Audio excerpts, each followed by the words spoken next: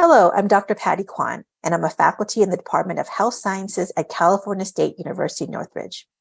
My background is in public health and health behavior research methods.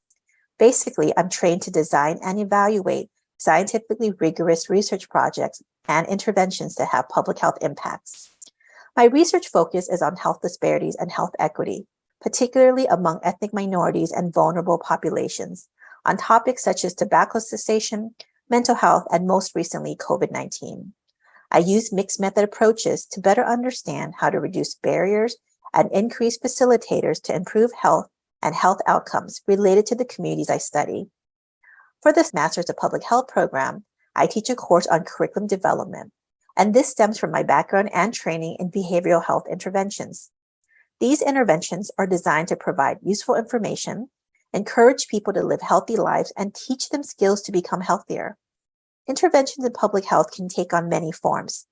Traditionally, these interventions are in the form of public health service programs or campaigns, like former First Lady Michelle Obama's Let's Move. It can also be classroom-based curriculum, like DARE, Drug Abuse Resistance Education. It can also be programs that are made for a community or municipality, workplace, or a group of people. It can be public service announcements that you may see on television or hear on the radio, or it can simply be informational brochures you see in clinical settings. Also known in Health Science 535, the curriculum development course introduces students to health education curriculum and provides them with the skills necessary to propose, develop, and evaluate a health education curriculum. Again, health education curriculum is just one of the many forms of interventions or programs that are provided to groups of people to improve their health. It is a set or series of sessions designed specifically to increase knowledge, change attitudes, teach skills, or change health behavior or practices. In my class, students will explore learning and curriculum theories, plus critically analyze these theories and their application in the development of health education curriculum in community settings. Students will learn the necessary skills through review of previous theory-driven and empirically proven health education curriculums and develop their own curriculum and educational materials based on a topic of their choosing.